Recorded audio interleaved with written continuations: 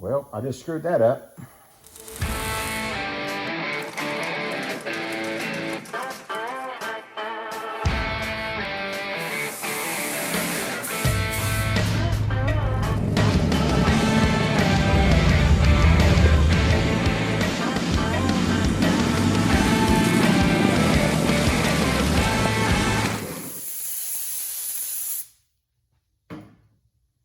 All right, got the kick panels sprayed. Now let's spray the Landau top foam.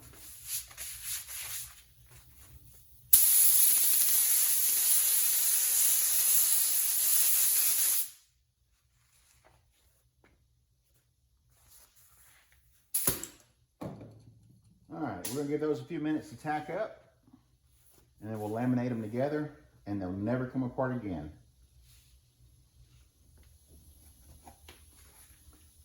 When you're using this Landau glue, guys, you have got to be careful and make sure it's where you want it. Because once it goes down, it'll never come back up if you waited the proper time.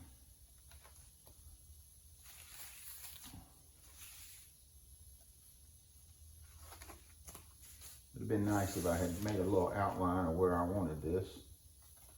I think I had it right the first time.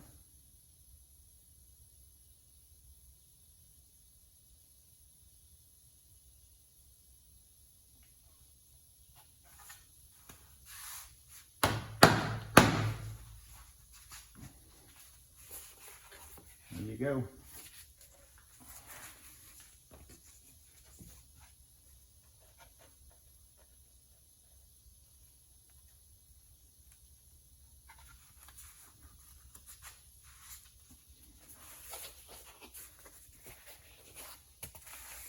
All right, looks like the great state of Texas. That's where I was born. All right, right and left, you need to make sure when you glue them up, if you happen to be making these same things, that you got one of each. Let's trim them up.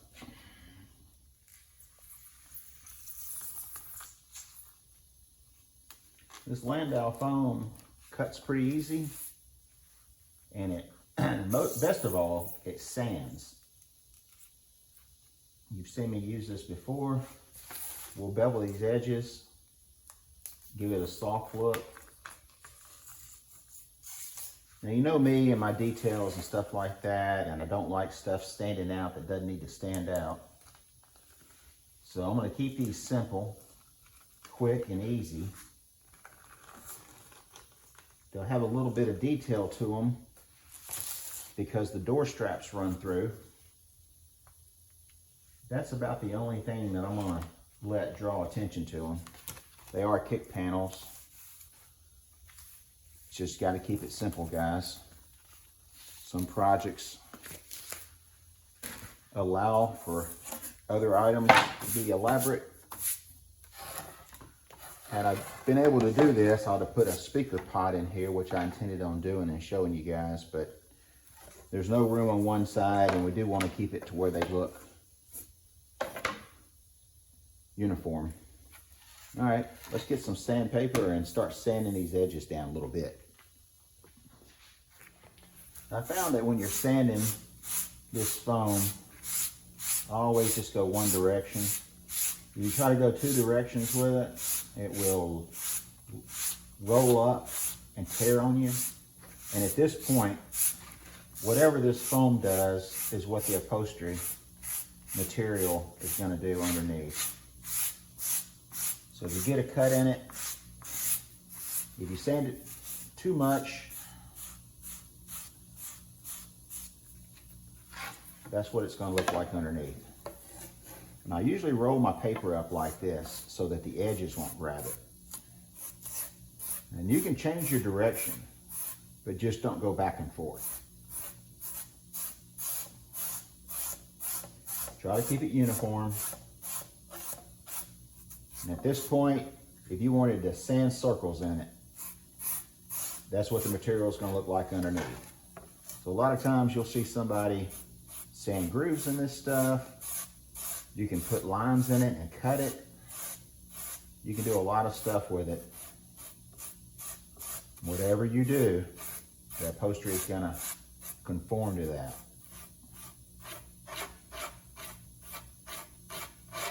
We want to make these edges soft, make it look like it's just a piece of plastic underneath the upholstery.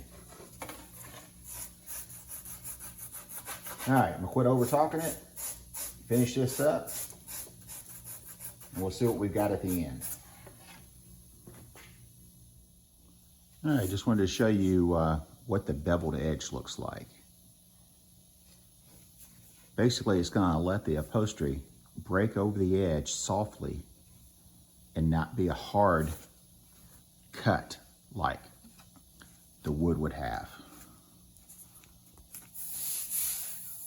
You won't be able to see any of the sanding marks. It's all really soft. It's just fuzz from the foam.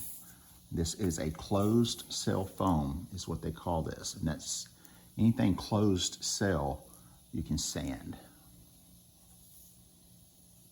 All right, that should be good on both pieces. And we'll show you what it looks like when the upholstery goes on. And I also sanded the edges of the wood on the other side. Gave it a little soft contour. You still see it kind of where it's chipped up a little bit, but that's all sanded smooth. In most areas. I'll have to hit that right there again. All right, let's put some upholstery on this. All right, so let's give us a rough cut here on the upholstery. When you're doing the upholstery stuff, a lot of times you can use some scraps to make these small parts. So careful what you throw away. And also make sure when you're cutting this stuff out, you leave yourself plenty of room where you can reposition the part after it's glued up. So now it's on the back side. This is the side that we're going to be gluing to.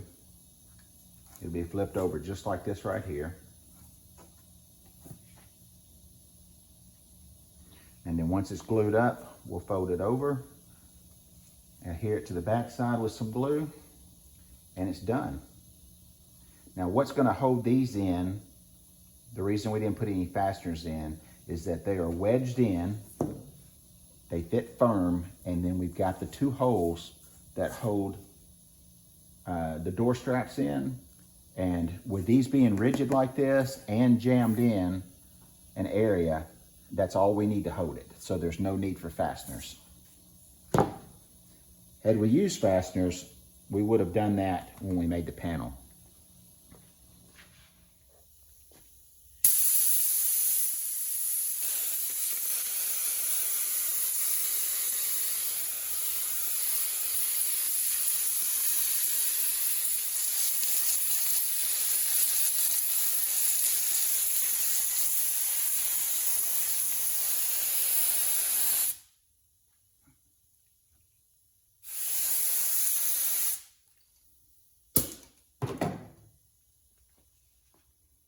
All right, you know the procedure. Tack up, we'll flip it, we'll see what it looks like.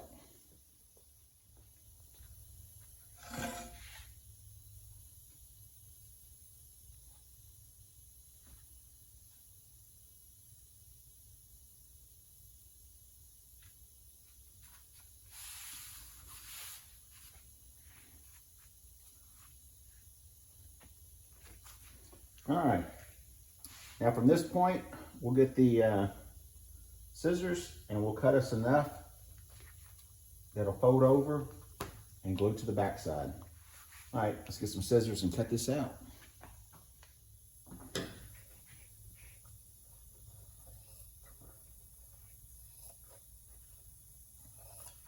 If you're doing door panels or hit panels or any kind of panel that you're putting upholstery on, please remember to leave enough material to stretch over the back side, and then you can cut it off later after you get it glued or stapled in. Now I know some of you guys are watching this just to see what's going on in the shop, and there's others that are watching it to learn. I'm not a great teacher, I don't think.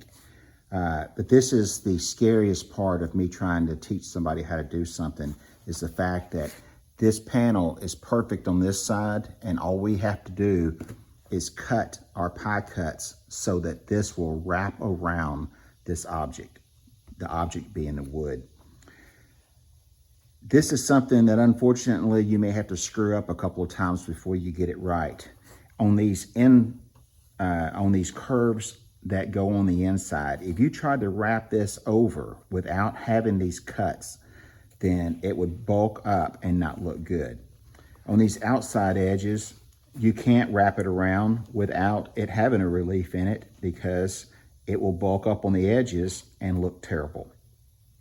So these are two of the toughest points, along with the very end point right here, when you're trying to wrap a very sharp edge. So when you're making your panels, think about what this is going to be like when it comes time to wrapping it. Now on these edges right here, that's pretty easy. Just cut you some V's and fold it over, all right? And then you're good to go. But when you get to the corners, you got this little tongue. I usually pull that tongue in first, and then I start folding my edges over, all right? You'll see when you start trying to do this how hard it is. It doesn't look perfect on the back side, but when you turn it over and look at the other side, and we'll trim this later, I'm not gluing it now, but when you trim it, this is what you'll see, or what other people will see on the other side. It'll look better when we start to glue it. And I'll trim these up just a little bit more, but this is my first trimming.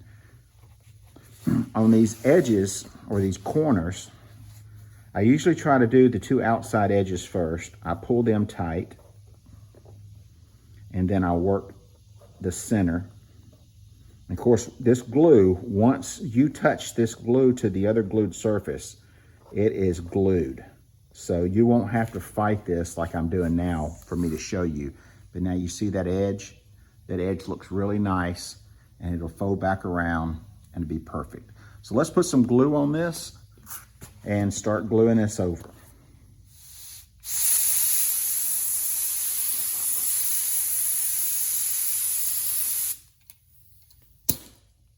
All right, let's give that a moment to dry. We'll start folding the edges over. All right, so why not get embarrassed and do the hardest one on camera?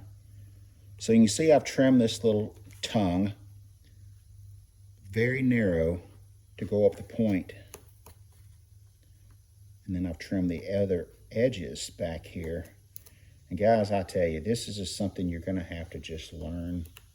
It's so hard for me to try to show you, but I have done so much of this and made so many mistakes.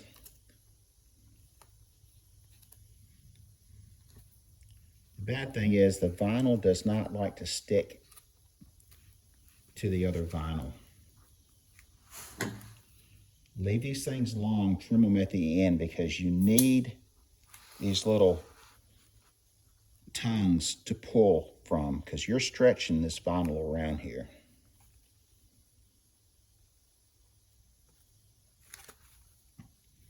When I say stretch, you don't want to stretch it too tight, because if you do, you pull against the front, then it's going to be a mess on the back side right here. You're going to have pulled stretch marks. Just want to fold it over. You're not trying to shape it at this point. You're just trying to get it glued down.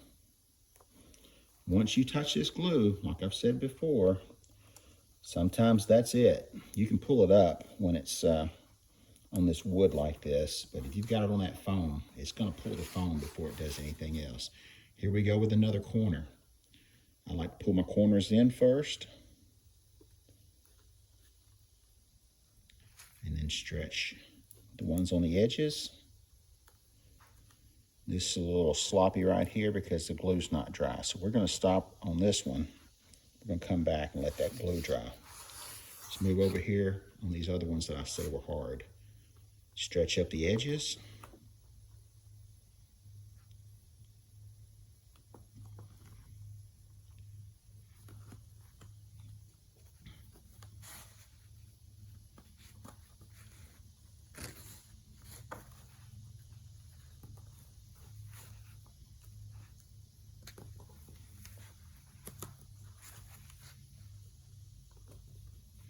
think using leather sometimes is a little bit easier. You don't want to pull this vinyl as hard as you would pull the leather,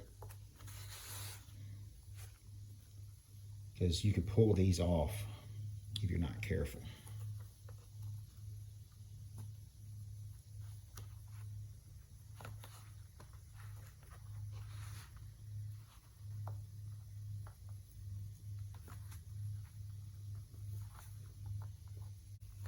Sometimes you have to put a little staple in when these things get stacked up on top of each other, but we're going to come back and trim this with a razor blade shortly.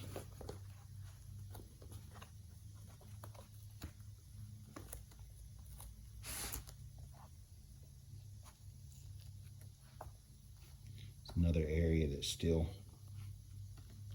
a little wet.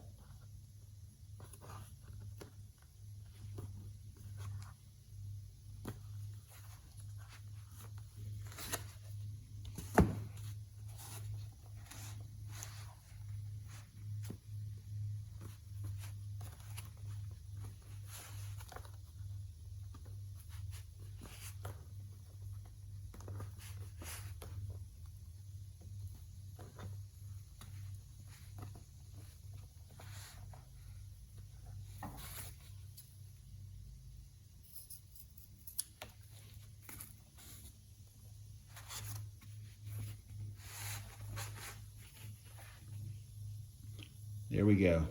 It's just a simple, clean panel with glue on it, unfortunately. But you can see the edges. The edges are nice. They're rounded. We sanded the wood. And for the most part, once we hit it with a heat gun, steam it out just a little bit, some more of the wrinkles will disappear. But I think it's a really nice, clean panel. Let's go see what it looks like in the Bronco, just a test fit. All right, so here we go. We're all fixed up. Slide this into place, just like that. And then we'll, I went ahead and punched holes in for the straps. Now these bolts will not be used, but we're gonna put them in there just to kind of give you an idea. These actually some leftover fender bolts. So it'll go into place similar to that right there. And you can see it's simple, it's clean, it matches the dash. It's a little contrast from the dark blue to the light blue, and we didn't overdo it. So, yes, I wish there was room for a speaker pod. I wanted to show you guys how to do that. We'll do that on another video with something else one day. But it would have worked on this side, but not on the other side. All right, so from here, we could put a windlace down through here, which there's none anywhere else, but there is the door gasket rubber that will go all the way down through here, and then this will go up against it. So we got to put that on next, but we're going to go ahead and get the other kick panel done and see how they look. Come on.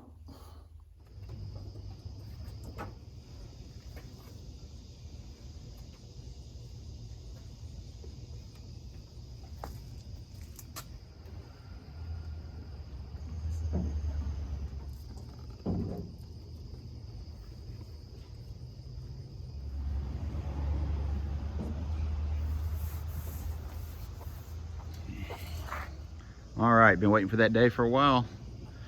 Got the seat in the Bronco. Now we just need to find some mounting holes, bolt it down for good. It's a nice touch.